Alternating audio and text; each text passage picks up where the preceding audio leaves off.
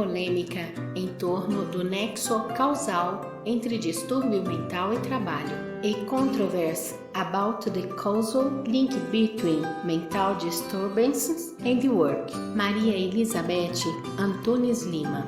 Resumo: o artigo aborda uma polêmica presente no campo da saúde mental no trabalho em torno da exigência de um nexo causal entre certas formas de organização do trabalho e o desenvolvimento de distúrbios mentais específicos. A partir de várias estatísticas divulgadas no Brasil, a autora conclui que as teses favoráveis à exigência desse nexo podem estar corretas e que algumas categorias profissionais parecem desenvolver sintomas reveladores das condições de trabalho às quais são submetidas. Palavra-chave: distúrbios mentais, trabalho, epidemiologia. A polêmica que será objeto deste artigo é bastante conhecida.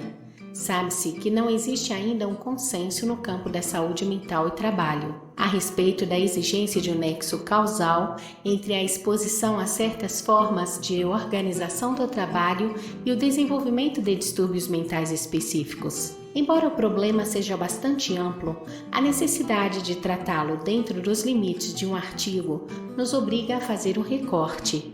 Assim, pretendemos considerá-lo apenas na forma como tem sido abordado na vertente francesa. Neste contexto, observa-se que o confronto envolve basicamente dois grupos. De um lado, estão os adeptos da psiquiatria social, movimento que lançou as bases da psicopatologia do trabalho na França. De outro, encontram-se aqueles que adotam a psicanálise como teoria de base na compreensão dos fenômenos tratados por essa disciplina. O primeiro, apesar de agregar teóricos de diversas correntes, tem como principal representante o psiquiatra de inspiração politiseriana Louis Le Guillain, e o segundo tem no psiquiatra e psicanalista Christopher Dejour seu expoente maior. Enquanto Le Guillain dedicou a maior parte de sua carreira às pesquisas sobre os distúrbios mentais que atingiriam certas categorias profissionais, Dejour recusou essa possibilidade desde o início, negando a existência de neurônios ou de psicoses do trabalho.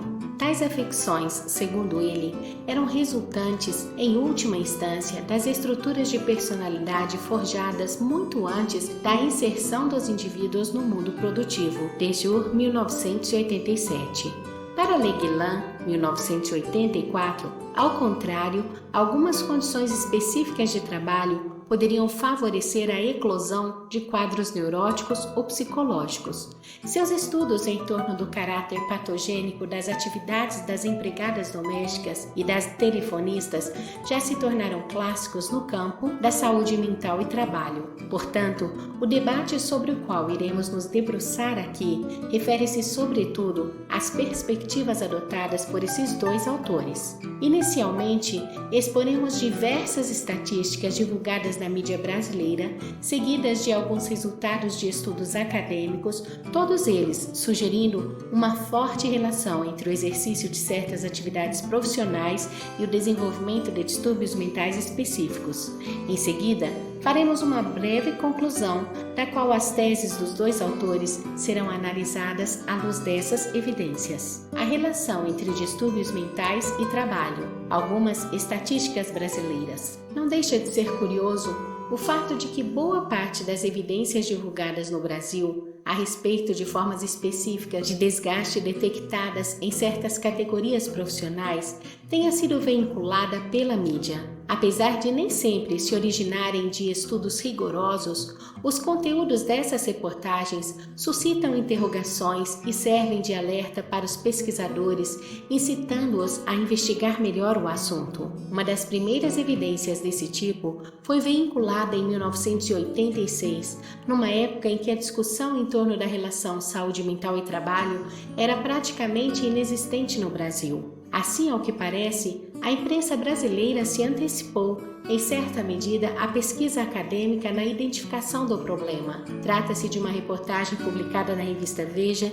em 28 de 5 de 1986 sobre a disseminação do uso da cocaína entre executivos que atuavam especialmente nas áreas de publicidade, jornalismo, moda, no setor financeiro e, como diz o autor, em qualquer outra atividade que exija pique, brilho e trabalho concentrado. A reportagem, que chega a sugerir que a cocaína estava se transformando em uma ferramenta de trabalho do executivo dos anos 80, discorre longamente sobre os fatores presentes no trabalho e que estariam na origem desse problema: a fadiga, a ansiedade e a insegurança diante das exigências absurdas impostas a esses profissionais. O efeito procurado na cocaína seria imediato. Se for tímido, ele, o executivo, está pronto para arrebentar numa rodada de reuniões, ostentando desenvoltura, loquacidade, agilidade de raciocínio e autoconfiança. Se minutos antes ele estava à beira da fadiga e estressado, sente-se com gás suficiente para resolver problemas múltiplos com rapidez e competência. Parece-nos de grande interesse citar aqui alguns depoimentos que ilustram a reportagem, como o da publicitária que diz: "O café e o açúcar são drogas do trabalho. A cocaína é a da hora extra", e acrescenta: "Meu trabalho existe muita agilidade, paciência e energia. Tenho certeza absoluta de que a droga melhora meu desempenho. Ela empurra o cansaço para frente, além de aumentar a astúcia e a rapidez de raciocínio." Outro depoimento sugere igualmente uma relação entre as exigências do trabalho e o uso da droga.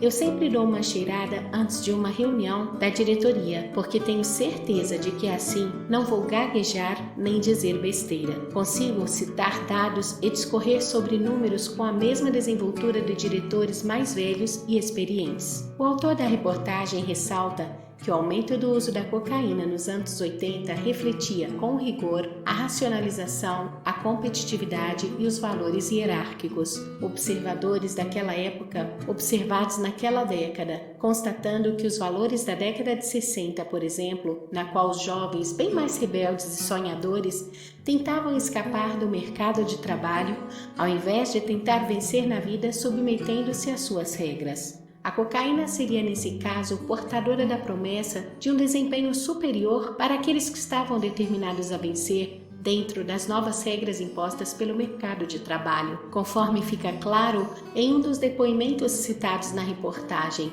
você tem um objetivo para alcançar. Você quer sempre se superar. Além de tudo, o homem é muito mais vaidoso e é capaz de qualquer coisa para se sair bem, atingir o seu máximo, ser o melhor. Outras evidências mais recentemente divulgadas, não somente pela mídia, mas também por pesquisas desenvolvidas no meio acadêmico, são igualmente instigantes. A primeira delas tem sido constantemente vinculada em jornais e revistas do país desde meados da década de 90. Trata-se do aumento crescente do índice de suicídios entre policiais militares. As informações têm vindo de várias partes do país, mas as primeiras foram extraídas de uma tese desenvolvida por um psicólogo da Polícia Militar de São Paulo, intitulada Uma Cultura Suicida, e divulgada pela revista Isto É, em 19 de 11 de 1994. A constatação é de que o número de suicídios daquela corporação havia aumentado 50% em 1994, e que era crescente desde 1979, tendo sido considerado excessivo em 1989, com 19 mortes, e alcançado seu pico em 1992, com 35 casos. Um aspecto importante é que muitos levantamentos feitos nas polícias militares dos estados incluem que o índice de suicídio nessas corporações é maior do que o da população em geral. Na Polícia Militar de São Paulo, a conclusão foi de que seu índice de suicídio era 5,7 vezes maior do que da população de São Paulo e 6,5% maior do que na sociedade brasileira em geral. O depoimento de um policial que havia tentado suicídio 3 vezes é contundente. "Quando entrei para a PM, eu queria ser gentil com as pessoas, mas me estraguei aqui dentro." E acrescenta, se referindo a seu trabalho nas ruas: "A rua é uma loucura. Tem gente que se vicia em ver sangue. Além disso, segundo ele, não existe espaço institucional para tratar dos problemas emocionais, pois estes são um tabu na polícia, na medida em que ameaçam a ideologia máxima da polícia militar, que cultua o policial como super-homem. A solução encontrada por um comandante para um desses casos parece confirmar o que esse policial diz. Ele decretou 30 dias de prisão para um soldado que havia tentado suicídio. Uma reportagem do jornal O Globo, de 1 de março de 1998, alerta também para o aumento alarmante de suicídios nas polícias militares, focalizando especialmente a Polícia Militar do Rio Grande do Sul, onde o índice de suicídios seria 61% superior ao da média registrada na população em geral. Essa reportagem cita uma pesquisa realizada por um sociólogo e ex-sargento da Polícia Militar, que detectou um número de suicídios, 48 casos, praticamente idêntico ao de mortes em serviço, 51 casos. De acordo com a reportagem, psicólogos e especialistas em segurança afirmam que essa estatística teria relação direta com as pressões da atividade, o contato permanente com o perigo e a violência das ruas, a rígida disciplina e a hierarquia nos quartéis, os baixos salários e o excesso de carga horária. Finalmente, na Polícia Militar de Minas Gerais, foi feito um primeiro levantamento de cunho epidemiológico sobre o problema, apontando para 110 ocorrências nessa instituição entre janeiro de 1992 e junho de 1996, sendo 60 suicídios consumados e 50 tentativas. O índice obtido revelou-se cerca de 6 vezes maior do que na população do estado. Nogueira, 1992. Outra evidência que tem sido bastante divulgada pela imprensa desde 1999 refere-se aos distúrbios psicológicos apresentados pelos monitores da FEBEM Paulista. Na Folha de São Paulo, de 31 de 10 de 1999, uma ampla reportagem relata que 10% desses profissionais apresentavam distúrbios psicológicos, especialmente depressão e síndrome do pânico. Um médico que havia atendido vários monitores afirmava que todos se queixavam de depressão e que o quadro pode manifestar-se de várias formas: violência familiar, distúrbios de sono, insônia ou sono agitado por pesadelos, disfunção sexual, medo de sair às ruas e alcoolismo. Ele atribui o problema ao ambiente de forte tensão no trabalho desses profissionais. Isso significa patente em reportagem divulgada posteriormente pelo mesmo jornal, Folha de São Paulo, de 3 de 9 de 2000, na qual se constatava uma crise na FEBEM Paulista, já que em apenas 9 meses tinham ocorrido 43 rebeliões. Segundo os autores, essa crise estava estampada nas condições de saúde dos funcionários da instituição. 298 monitores, 22,9% do total, estavam afastados para tratamento psiquiátrico. Se essas informações estiverem corretas, em um ano os afastamentos nessa categoria aumentaram em mais de 100%. Em reportagem vinculada pela revista Veja, em 23 de fevereiro de 2000, ficou bem retratado um problema bastante comentado, mas ainda pouco pesquisado: o uso de morfina pelos médicos.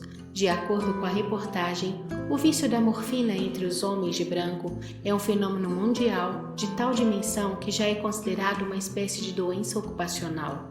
Isso porque é raro encontrar categorias profissionais que recorram de forma tão acentuada a um único tipo de droga.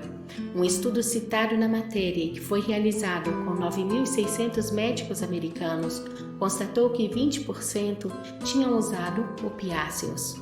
A incidência é considerada impressionante e 2 vezes superior à média de consumo da população em geral. Apesar de não existir uma estatística tão precisa para o caso brasileiro, as autoras da reportagem concluem que não há razões para se supor que o problema aqui seja menos grave, citando os dados oferecidos por um serviço do Rio de Janeiro, pelo qual passaram 80 médicos viciados no decorrer de 8 anos. De acordo com a reportagem, a morfina seria um lenitivo para a fadiga extrema provocada pelas longas jornadas, a multiplicidade de empregos, as noites sem dormir, os baixos salários e a impotência dos médicos diante da pressão para salvar vidas sob condições que muitas vezes os impossibilitam de realizar adequadamente seu trabalho. Além disso, as autoras constatam que o uso da morfina não é o maior problema de dependência química entre os médicos, perdendo para o álcool, que aparece como a primeira substância utilizada pela categoria. Este dado é ilustrado pelos resultados de uma pesquisa que constatou ser o álcool a substância mais frequentemente utilizada entre 3.725 estudantes de medicina da USP. No contexto acadêmico, tivemos acesso em 1999 aos resultados de um estudo, o mais extenso a respeito de uma categoria profissional realizada no Brasil e talvez no mundo. O levantamento feito pela equipe coordenadora pelo professor Vanderlei Codo, da UNB, em torno do burnout entre profissionais da educação. Por meio de uma investigação abrangente, alcançando 27 estados brasileiros e 52 mil sujeitos, os autores da pesquisa concluíram que existe uma presença importante, 48% desse quadro, na categoria estudada. É importante ressaltar que o burnout é entendido como uma síndrome da desistência, daquele que permanece no trabalho apesar de já ter desistido. É um problema já identificado em educadores de outros países. Uma das definições dessa síndrome citada pelos autores da pesquisa foi baseada em Maslach e Jackson em 1981 como sendo uma relação atenção emocional crônica gerada a partir do contato direto e excessivo com outros seres humanos, particularmente quando estes estão preocupados ou com problemas. Segundo Codo e outros, 1999, página 238, o burnout envolve 3 componentes: exaustão emocional, despersonalização e falta de envolvimento emocional no trabalho. Através de uma abordagem multidimensional da realidade desses profissionais, conjugando observação direta e entrevistas no local de trabalho, estudos de casos e aplicação de um inventário psicológico desenvolvido e validado pela equipe, a pesquisa tentou alcançar as condições objetivas e subjetivas do trabalho, concluindo, entre outras coisas, que 1 em cada 4 educadores é acometido por esse quadro de exaustão emocional. Ainda no âmbito dos estudos acadêmicos, gostaríamos de expor aqui os primeiros resultados de uma pesquisa que estamos realizando nos hospitais e clínicas psiquiátricas de Barcelona, os quais são fortemente sugestivos da existência de um nexo causal entre alguns distúrbios mentais e o exercício de certas atividades profissionais. Trata-se de uma pesquisa em andamento, tendo sido concluída a primeira etapa referente ao levantamento epidemiológico. Esses resultados iniciais revelam que algumas categorias profissionais tendem a apresentar distúrbios mentais bastante específicos, que estão mais fortemente presentes nas instituições psiquiátricas estudadas do que na população em geral. Analisamos 3.931 prontuários e conseguimos identificar a atividade profissional de 1.711 pacientes. Foram classificadas 23 ocupações, sendo as mais frequentes: trabalho rural, 19,1%, construção civil, 17,7%, trabalho de empregada doméstica, 13%, atividades autônomas, 8,3% e trabalho industrial, 6,7%. Além dos trabalhadores dessas áreas, encontramos escriturários, motoristas, profissionais de limpeza, de serviços gerais, mecânicos, policiais militares, professores, dentre outros. Os principais diagnósticos identificados entre esses pacientes foram os transtornos mentais relacionados ao uso do álcool, 48,5%, transtornos psicóticos, esquizofrenia, transtorno esquizofrênico e delirante, 18,7%, transtornos de humor, 12,7% e transtornos mentais orgânicos, 7,8%. Quanto aos distúrbios detectados nas primeiras categorias identificadas no estudo, temos que entre os operários da construção civil ocorreram sobretudo problemas relativos ao alcoolismo, 47%, e casos de esquizofrenia, 10,4%. As empregadas domésticas apresentaram principalmente quadros de esquizofrenia, 14,3%, alcoolismo, 12,1%, depressão 10,3% e transtorno bipolar 9%. Os trabalhadores rurais apresentaram, sobretudo, quadros de alcoolismo 25,4% e de esquizofrenia 20,1%. Entre os motoristas encontramos forte presença de quadros relacionados ao alcoolismo 56,9%, sendo que os outros distúrbios aparecem com frequência bem menor e distribuídos de forma mais ou menos homogênea, destacando-se episódio maníaco 5,6%, depressão 5,6% e transtorno de ansiedade 4,2%. Entre os policiais militares, verificamos maior frequência de alcoolismo, 54,5%, e em segundo lugar, os casos de transtornos de estresse pós-traumático, 9%, acompanhados ou não de depressão. Os distúrbios mentais relacionados ao uso do álcool foram detectados em 639 pacientes e a análise estatística indicou que as seguintes categorias têm maior probabilidade de apresentar tais distúrbios: transporte motorista, polícia militar, construção civil e mecânico, transporte e outros. Nesta categoria, incluímos aqueles profissionais que trabalham na área de transporte, mas sem atuar como motoristas, como trocadores e ajudantes de caminhão.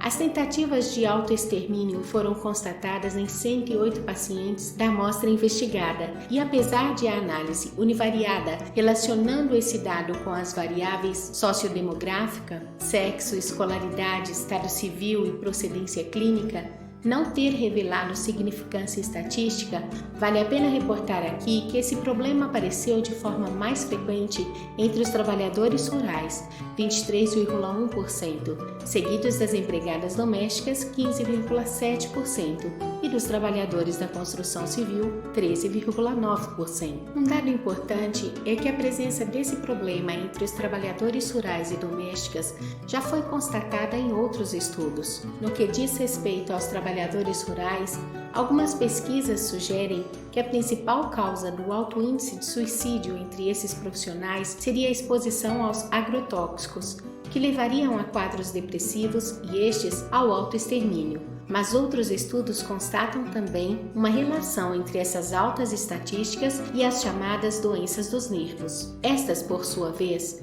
seriam decorrentes das complicadas condições de vida e de trabalho dos agricultores. Os pesquisadores concluem também que tais condições podem ser agravadas pelos efeitos dos produtos químicos usados, ou seja, a exposição aos agrotóxicos acarretaria sequelas neurocomportamentais. Resultados compilados pela revista Galileu 2000 mostra que tais sequelas poderiam evoluir para um quadro de depressão que, aliado a uma série de problemas econômicos e sociais, poderia levar ao suicídio. No que se concerne aos trabalhadores rurais, observamos outro resultado instigante. No estudo do Manicômio Judiciário de Minas Gerais, foi a única categoria profissional a apresentar significância estatística, ou seja, o trabalhador rural apresentou 5,14% a mais de chances de estar no manicômio judiciário quando comparada com qualquer outro profissional. Ainda estamos investigando as razões disso, mas não podemos deixar de pensar nos resultados obtidos pelas pesquisas sobre exposição aos agrotóxicos, que revelam, além da depressão, a presença de quadros de ansiedade, nervosismo e irritabilidade entre as pessoas que manipulam esses produtos. Esses resultados sugerem que é possível esperar tanto reação de hétero quanto de autoagressão entre esses profissionais. Quanto à frequência elevada de tentativa de suicídio entre as domésticas, desde a sua pesquisa realizada na década de 1950 na França, Louis Leguilin, 1984, OPSIT, já havia identificado o problema. Ele cita, por exemplo, que entre 278 tentativas de suicídio entre mulheres no Hospital Necker, durante um dado período, 85,34% eram empregadas domésticas, arrumadeiras ou outras profissionais com o mesmo status e atividades semelhantes àquelas realizadas pelas domésticas. Finalmente, ao compararmos as profissões identificadas em nossa amostra com a população economicamente ativa da região, de acordo com o IBGE 1990, verificamos que nossa amostra foi proporcionalmente maior nas seguintes categorias: empregadas domésticas, rural e urbano, profissionais que trabalham na área de transporte, mas sem atuar como motoristas, como trocadores e ajudantes de caminhão, limpeza, telecomunicações, transporte e outros, serviços de apoio à comunidade, profissionais que oferecem serviços de suporte à comunidade, tais como açougueiro, padeiro, frentista, garçons, dentre outros, e trabalhadores rurais. Portanto, todas elas estão proporcionalmente muito mais presentes nas instituições psiquiátricas estudadas do que na população economicamente ativa da região, o que é também sugestivo do seu caráter patogênico. À guisa de conclusão, não resta dúvida de que as estatísticas citadas acima são instigantes e nos convidam à reflexão, mas é inegável também que para termos acesso ao seu real significado, ainda falta uma etapa no nosso entender essencial. No que concerne ao nosso estudo, por exemplo, sabemos que os principais resultados são estatisticamente relevantes, mas necessitam ser completados por uma análise das condições de vida e de trabalho daqueles que fazem parte das categorias identificadas, a fim de entendermos melhor seu significado. Essa etapa já foi iniciada, mas os dados ainda não foram devidamente analisados, o que impede sua divulgação. No entanto, mesmo não sendo conclusivas, essas estatísticas nos permitem refletir sobre o lugar do trabalho na compreensão dos distúrbios mentais e, acima de tudo, elas nos oferecem elementos importantes e elucidativos a respeito da polêmica exposta na introdução deste artigo. Afinal, é possível não estabelecermos um nexo entre certos distúrbios mentais e certas formas de organização do trabalho. Sabemos que Dejour, 1987, acusou de simplistas aqueles que atribuíam à sociedade a paternidade de todas as doenças mentais. Naturalmente, ele dirigiu essa crítica aos fundadores do campo da saúde mental e trabalho na França, dentre eles Louis Leguilin, mas todos os que conhecem a obra deste autor sabem que essa nunca foi a perspectiva adotada por ele. Ao contrário, Leguilin, 1984, sempre teve o cuidado de evitar qualquer viés sociologizante, dizendo na maioria dos seus textos que não tinha a pretensão de fundar uma corrente de compreensão sociogenética dos distúrbios mentais. Sua preocupação constante era de evitar cair em qualquer visão extremista do problema, seja pela supervalorização da influência do meio, seja pela ênfase excessiva na subjetividade. Assim, sua perspectiva era de considerar o papel do meio, mas sem negligenciar aquilo que singularizava o paciente. Portanto, não podemos discordar de Dejour quando acusa de simplistas aqueles que defendem as teses sobre o determinismo absoluto dos fatores sociais da gênese das doenças mentais, mas discordamos dele quanto ao alvo contra o qual direcionou tal crítica. E mais importante do que isto, consideramos equivocada a perspectiva adotada por esse autor sobre as estruturas prévias de personalidade como os únicos elementos que nos permitiriam compreender essas afecções. No nosso entender, tal perspectiva é tão simplista quanto aquela que ele atribui aos adeptos da psiquiatria social, e mais do que isto, ela é incapaz de explicar as evidências acima reportadas. É por isso que concordamos com Leguilin quando tentou aprender o fenômeno a partir de suas dimensões objetivas e subjetivas, coletivas e singulares, evitando cair no sociologismo ou no psicologismo, vieses que identificou em sua época, mas que ainda permanecem nas produções teóricas contemporâneas. Mas antes mesmo da crítica formulada por Dejour, Leguilin teve que enfrentar outras objeções a seu trabalho. Uma delas referia-se aos resultados obtidos junto a telefonistas e mecanógrafos. Aqueles que se opunham a tais resultados diziam que, na verdade, eles eram decorrentes das condições gerais de vida desses indivíduos e não de suas atividades profissionais. Leguilin costumava responder a essa crítica com um argumento simples e ao mesmo tempo decisivo. Ele admitia que seus opositores não estavam totalmente incorretos, mas acrescentava que sua objeção deveria ser posta no devido lugar, pois é certo que o trabalho corresponde a apenas uma parte da existência das telefonistas e dos mecanógrafos, e por isso é fácil atribuir às suas condições de vida os distúrbios que apresentam.